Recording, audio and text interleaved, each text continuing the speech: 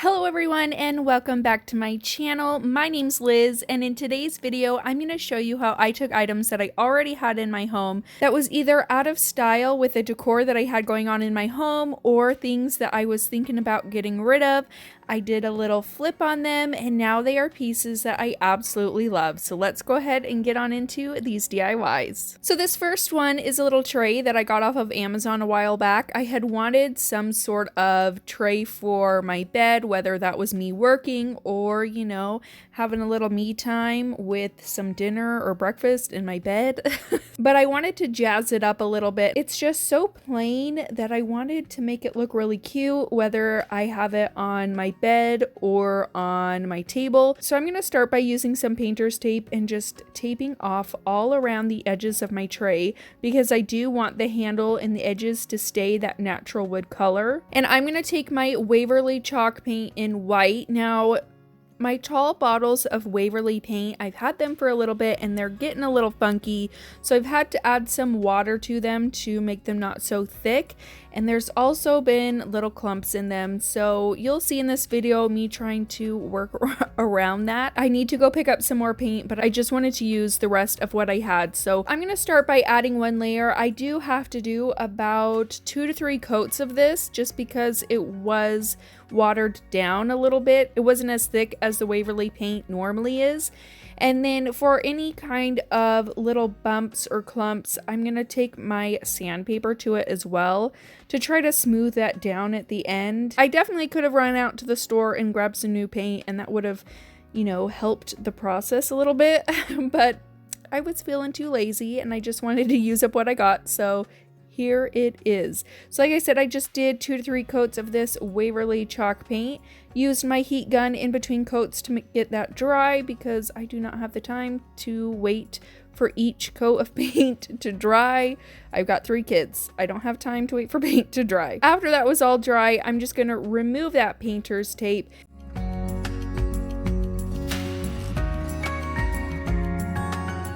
And I cut out a design using my CRICUT.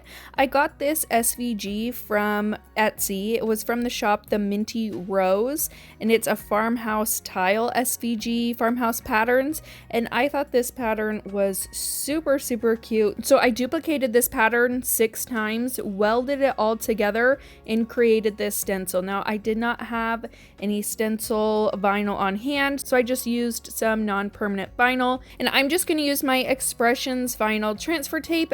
Expressions vinyl is where I get all my transfer tape and my vinyl.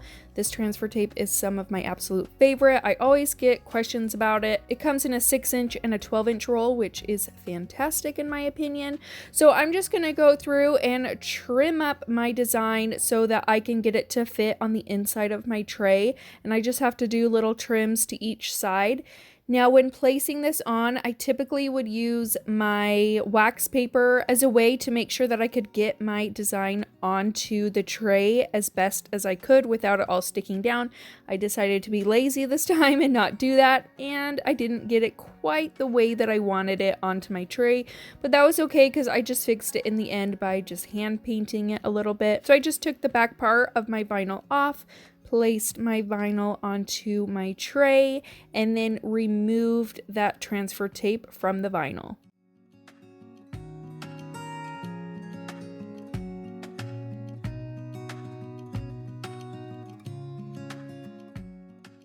So one of my little tricks to stenciling is to paint over your stencil, especially with a stencil like this where it's vinyl and it's completely stuck down. I take the base color, which is that white chalk paint, and I go over the entire stencil, and that's going to help prevent bleeding and any kind of paint getting underneath that stencil. So I always do a thin layer of the base coat on top of the stencil first. I'm going to take some more painter's tape and I'm going to paint around my tray. I don't know why I thought that I didn't need to do that, but I'm going to tape it back up all the way around. I'm going to take some Waverly chalk paint in mineral, and I'm just going to paint over that stencil. I'm going to do dabbing up and down motions, and then I am just doing light coats over the entire thing. You don't want to go too heavy-handed, and you don't want to do swiping back and forth motions, because that is just going to give you more of a chance for your paint to bleed underneath that vinyl. And I'm just going to do this over the entire stencil, and I did do about 2 coats of it. I wasn't aiming to get it absolutely perfect. I wanted it to kind of look a little bit more rustic and distressed. For those edges that I didn't get completely centered, I'm just taking a small detailed brush and continuing the pattern all the way to the edge and painting in, just so that there isn't a line where it just, you know, completely cuts off from the pattern, if that makes sense. So now I'm just taking my weeding tool and taking off all of the vinyl stencil from the entire thing once that paint is dry. And the one thing I do like about chalk paint is I can let this dry without having a ton of paint chip off as I'm taking that vinyl off.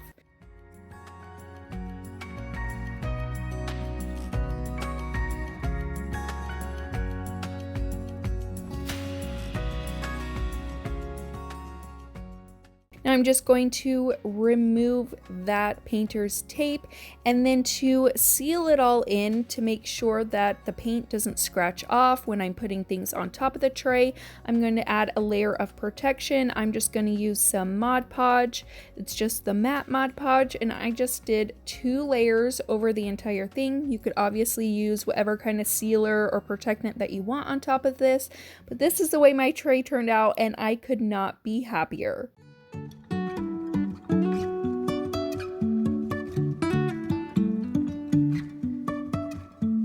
Life is a winding road, no telling where it goes. Driving through days and nights, won't stop for traffic lights. And I really wanna know, if I will ever figure out where the road goes. Even if I'm falling. If you guys are new to my channel, hey, my name's Liz, and I love everything DIY and crafting. If that's something that you love as well, consider subscribing to my YouTube channel and becoming a part of my little crafting family. You can also find me on Instagram and Facebook, where I post other crafts and things that I'm up to with my family.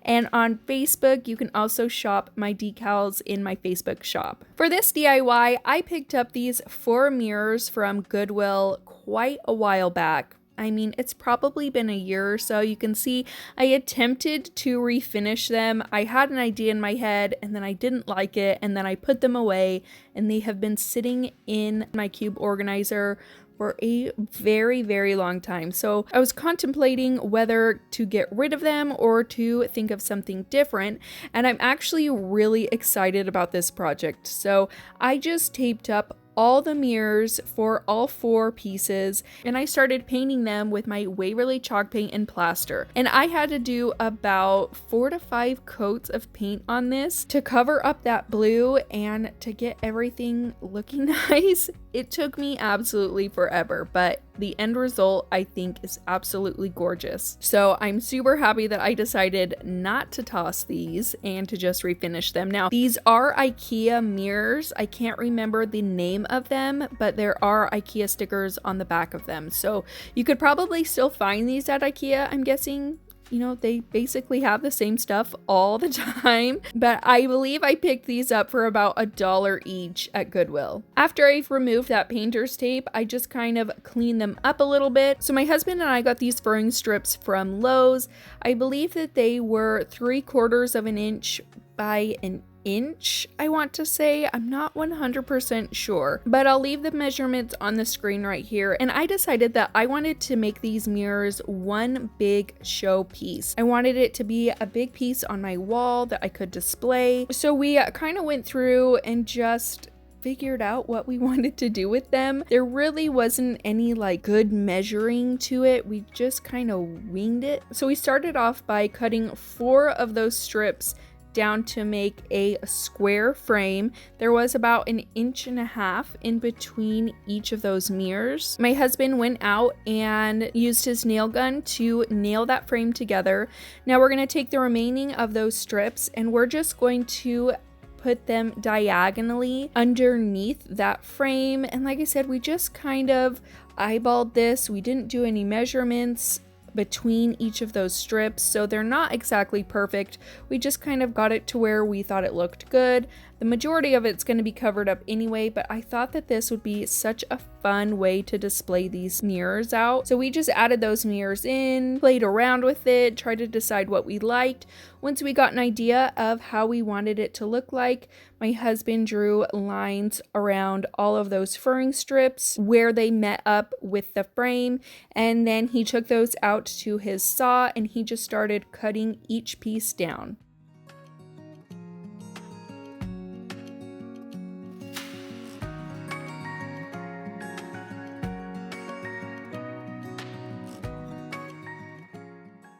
After we've got all of those cut out, he's just going to take his nail gun and start nailing all of those to the frame.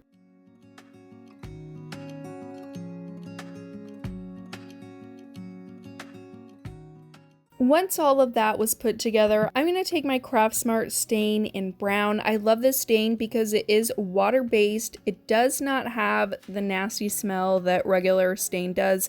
That stuff just gives me a really bad headache, so when I'm using stain, this is the kind that I prefer to use, and it's really easy to get off your fingers. So I just picked mine up from Michael's, and I'm just going to stain this entire piece in this color. You're going to use it just like you would a regular stain. Wipe it on there with a brush or a foam brush and then remove the excess with a cloth or a paper towel. So that's what I do just around the entire piece.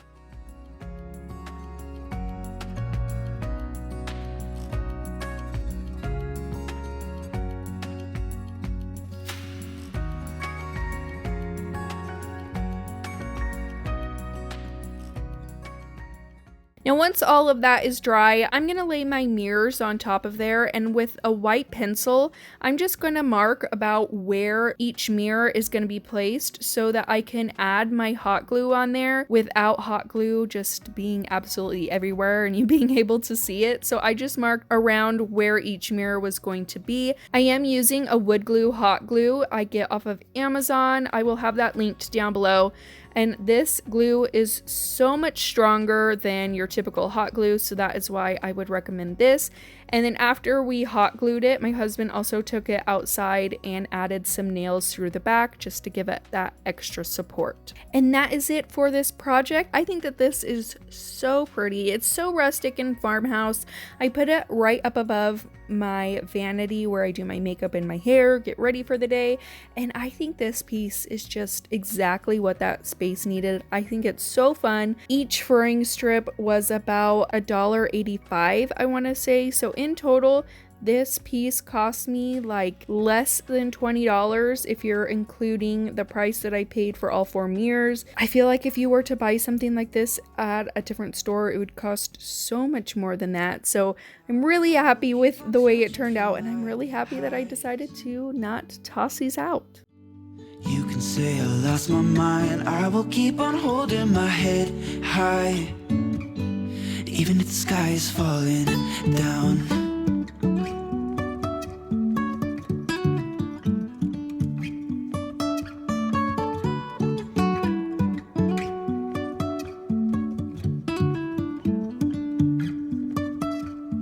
Jumping from cliffs so high, trusting our wings to fly.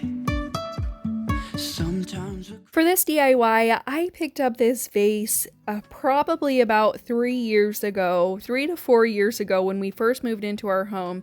I thought it was absolutely gorgeous and we had it displayed for a really long time. Now, things have kind of changed in my decor and it just wasn't matching anymore.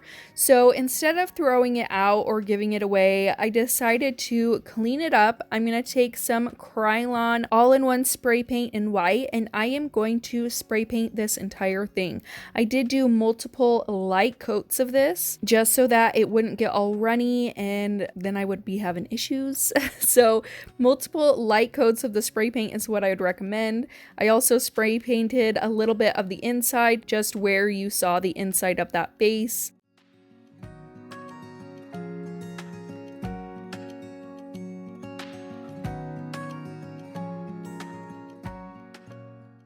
Once that's dry, all I'm going to do is take some sandpaper and distress over this vase. It has so many beautiful patterns and really great texture to it that I really wanted to bring that out so that it wasn't getting lost just in that white paint. And just by using my sandpaper and lightly going over that, it's going to remove some of that spray paint so that you can see the dark color that it used to be, and it's really going to make all those patterns and texture pop out. Now I'm going to set this on the top of my cupboard where I have some other decor in my kitchen, and I think it looks so pretty up there. I absolutely love it now. It definitely matches way more than it used to, and I'm so excited for the way that this DIY turned out.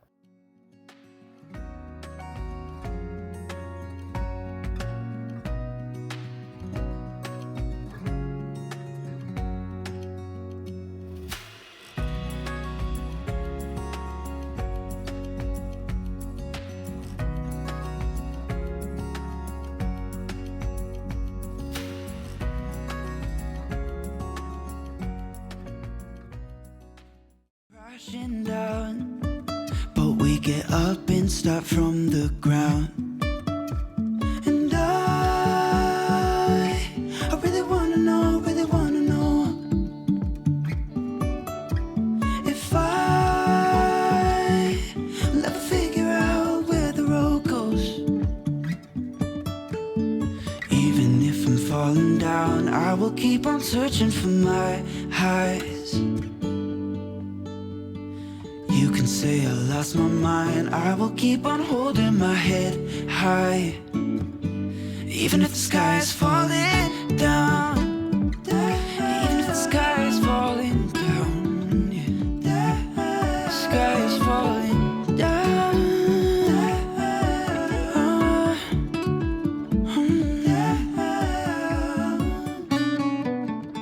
And that's it for today's video, you guys. I am so excited with all three of these projects, just to show you that a little bit of paint really can change the way that anything looks. A little bit of paint, a little bit of wood, and you have completely new pieces in your home to decorate with. So before you throw your things out and you think that you're not going to use them anymore, or if they don't match anymore, try to change them up a little bit, add some paint to them, or make them a showpiece for your home. Let me know what your favorite project was in the comments down below. Don't forget to subscribe before you guys leave. Give this video a big thumbs up if you enjoyed it, and I'll see you in my next one. Bye!